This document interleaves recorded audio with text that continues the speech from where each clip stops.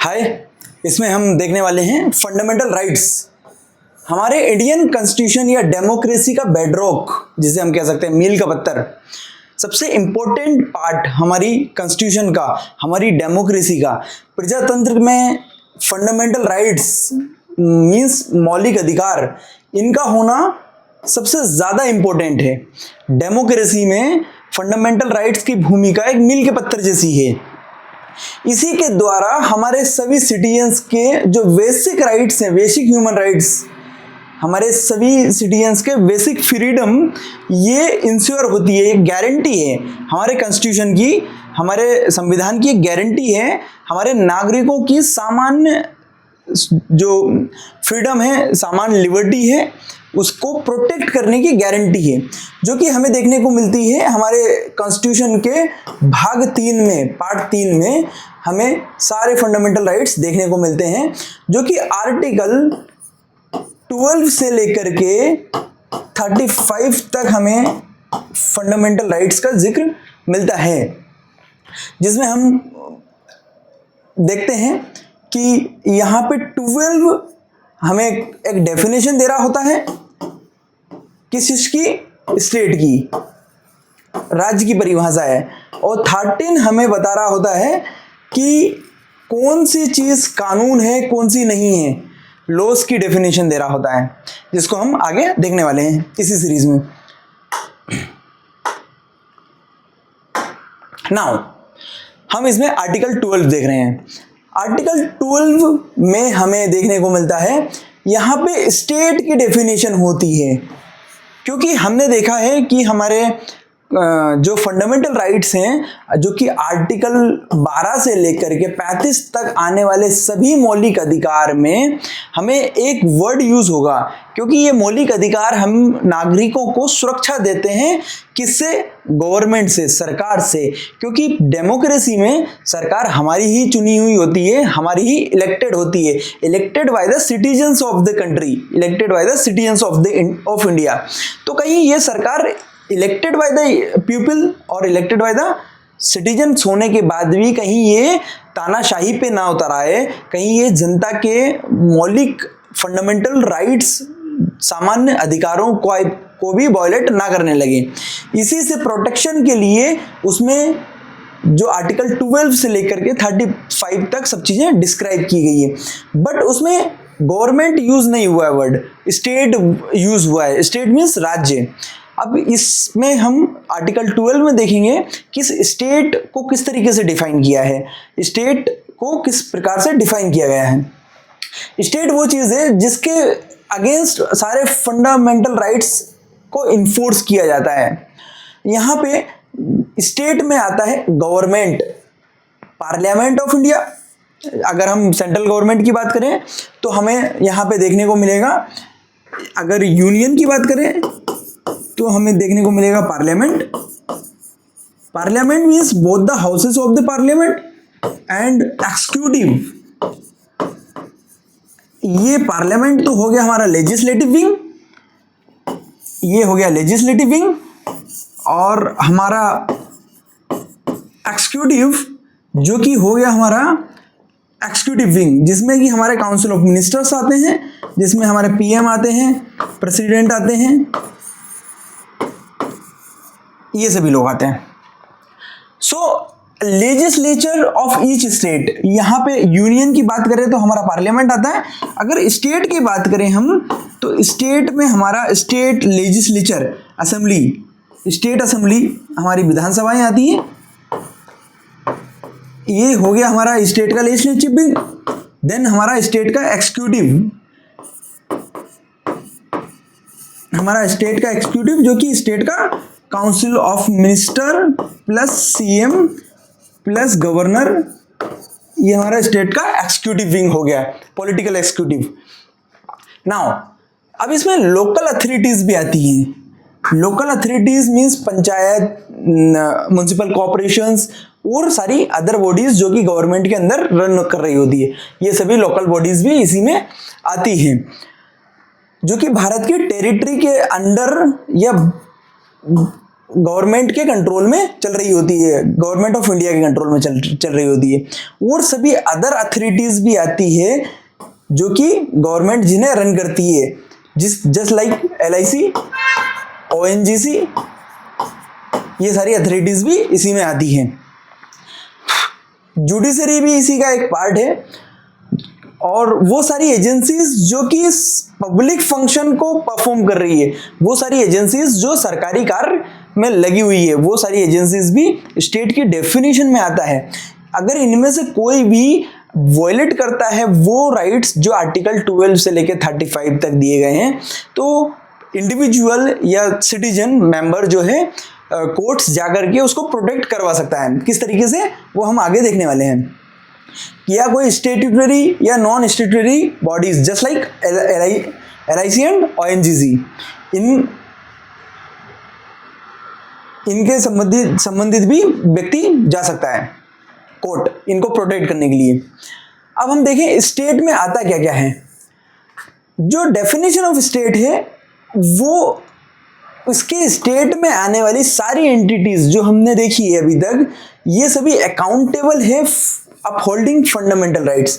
इन सभी अथॉरिटीज को, स्टेट के भीतर आने वाली सभी अथॉरिटीज को फंडामेंटल राइट्स जो है नागरिकों के सुरक्षित करके रखने होंगे।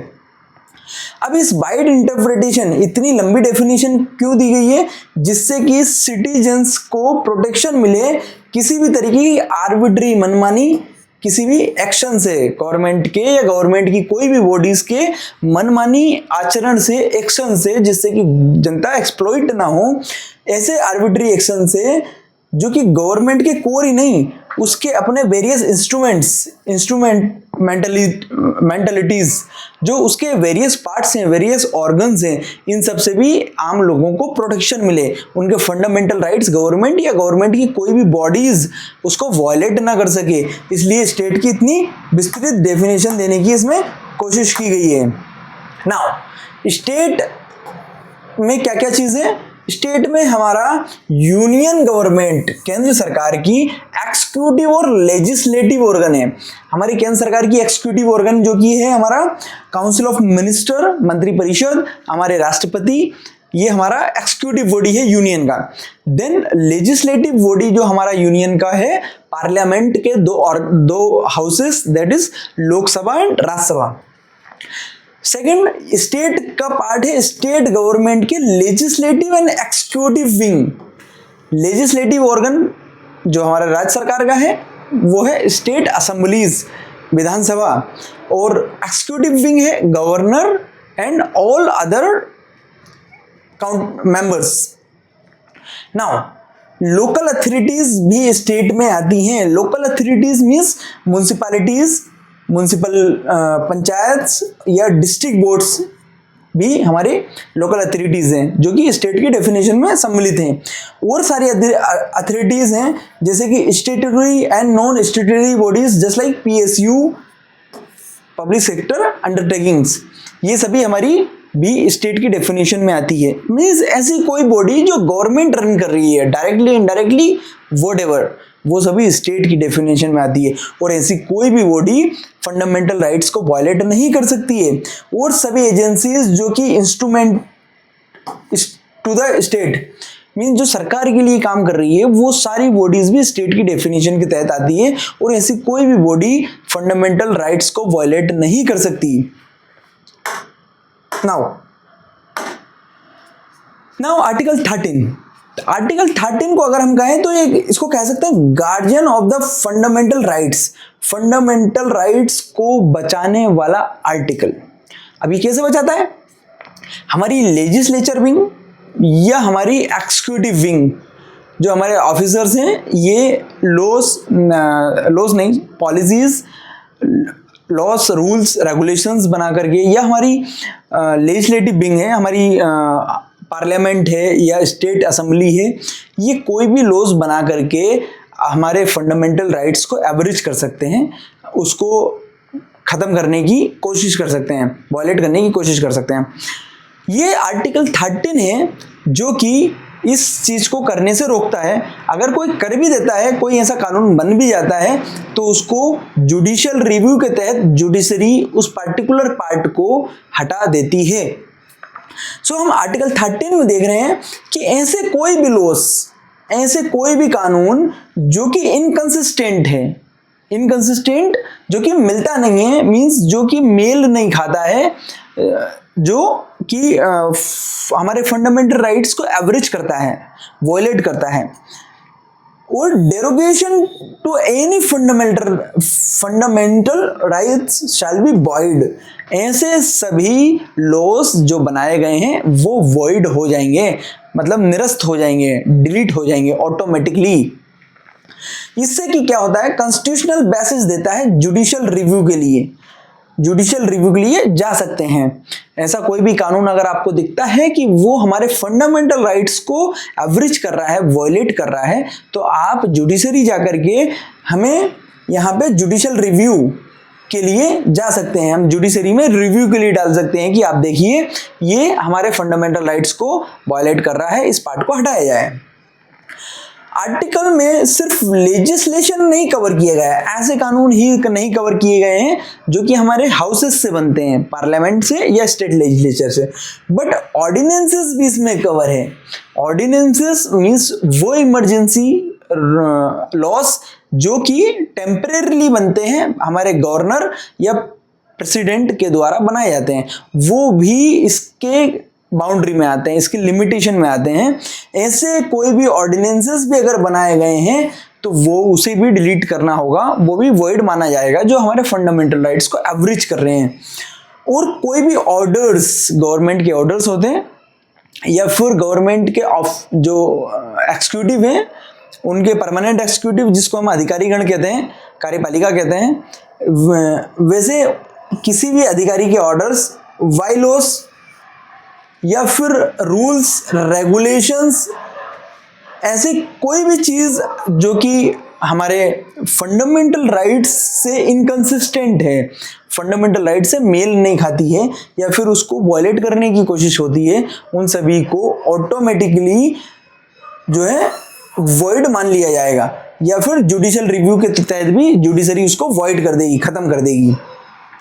इससे हम कह सकते हैं, ये इससे एक श्योरिटी मिलती है कि ना तो लेजिस्लेचर, ना तो हमारी लेजिस्लेचर कार्यपालिका, विधान पालिका या एक्सिक्यूटिव कार्यपालिका, कोई भी ऐसा कोई कानून नहीं बना सकता है जो कि इन्फ्रिंज करेगा, डिलीट करेगा, हमारे फंडामेंटल राइट्स को वॉयलेट करेगा, जो कि हमारे भाग 3 में पार्ट 3 कॉन्स्टिट्यूशन में गारंटीड है। ऐसा कोई कानून नहीं बनाया जा सकता है।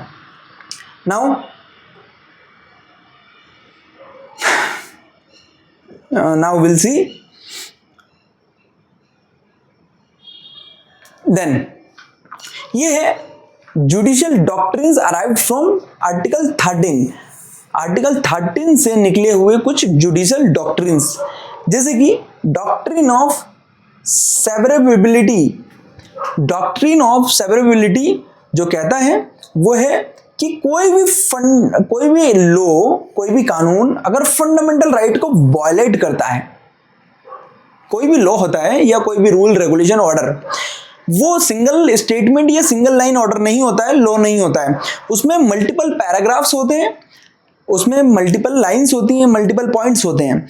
अब हो सकता है कि उस पर्टिकुलर लॉ का, उस पर्टिकुलर कानून का कोई एक हिस्सा, एक पार्ट, एक पॉइंट या कुछ 2, 3, 4 पॉइंट्स जो है, एक पार्ट, उसका एक हिस्सा जो है वॉयलेट कर रहा हो फंडामेंटल राइट्स को, और बाकी के जो पार्ट्स हैं वो नहीं कर रहे हों। तो डॉक्ट्रिन ऑफ सेवरेबिलिटी कहता है कि जो पार्ट खराब है, जो पार्ट वॉयलेट कर रहा है फंडामेंटल राइट्स को, उस पार्ट को डिलीट या वॉइड कर दिया जाए, और बाकी जो पार्ट है, बाकी जो हिस्सा है, उसको एज इट इज कंटिन्यू किया जाए। इससे एक चीज़ है कि हर कानून में, किसी भी कानून में, किसी भी लॉ में जो कि हमारी लेजिस्लेचर ने बनाया है या एक्सिक्यूटिव ने ऑर्डिनेंस पास किया है, जैसा भी है, उसका किसी एक पार्ट के खराब होने से उसको पूरा के पूरा वॉइड ना किया जाए, क्योंकि बहुत बार होता है कि उसका एक हिस्सा वॉयलेट कर रहा हो बट अदर पार्ट्स हैं वो वेलफेयर के लिए बने हों, वो नहीं वॉयलेट कर रहे हो, तो उन पार्ट्स को डिलीट नहीं किया जाए। Only that affected or that part that infringes the fundamental rights should be deleted. Now doctrine of eclipse कहता है कि हमारे जो भी जैसे हम देखें हमारा कॉन्स्टिट्यूशन आया 26 जनवरी 1950 को हमारा संविधान लागू हुआ है। बहुत सारे लॉस, रेगुलेशंस, कस्टम्स ऐसे थे, बहुत सारे कानून ऐसे थे जो इस पार्टिकुलर डेट से पहले भी हमारी ब्रिटिश इंडिया में कंटिन्यू हो रहे थे, चल रहे थे, और हमारे जो संविधान निर्माता हैं, कॉन्स्टिट्यूशन मेकर से, इनने एज इट इज वो कानून को कंटिन्यू किया। जो उन्हें ठीक लगा कि ये पार्ट नहीं चेंज करने जैसा है तो उसे कंटिन्यू किया। ऐसे लॉस, कानून जो कि हमारे संविधान के लागू होने से पहले से चले आ रहे थे उसको कंटिन्यू किया। ऐसे सभी लॉस को कहते हैं हम प्री कॉन्स्टिट्यूशनल लॉ। अब इसमें भी अगर ऐसे कोई लॉ जो संविधान के बनने से पहले से चले आ रहे थे और अगर वो वायलेट करते हैं फंडामेंटल राइट्स को, तो वो पार्टिकुलर पार्ट जो है ओवरशैडोड मान लिया जाएगा या डोरमेंट मान लिया जाएगा। ऐसा मान लिया जाएगा कि वो पार्ट जो है वो यूजलेस है, उसको ऑटोमेटिकली डिलीटेड माना जाएगा। उस पार्ट को वो अप्लाई नहीं होगा। वो पार्ट, कोई भी ऐसा पार्ट जो कि फंडामेंटल राइट को इन्फ्रिंज करता है, कोई भी प्री कॉन्स्टिट्यूशनल लॉ का जो पार्ट फंडामेंटल राइट को इन्फ्रिंज करता है, उस पार्टिकुलर पार्ट को वॉइड मान लिया जाएगा, डिलीटेड मान लिया जाएगा। इसको कहते हैं डॉक्ट्रिन ऑफ एक्लिप्स। नाउ एक और चीज है doctrine of waiver. Waiver means छूट।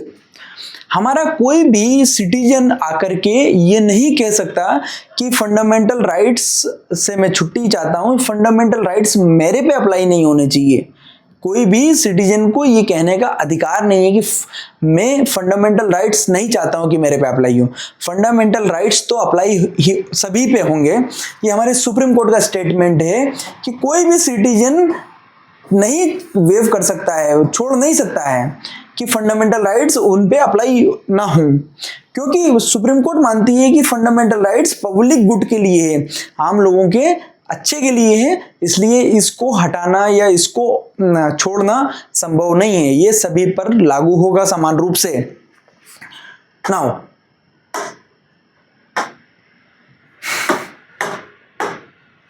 Thank you.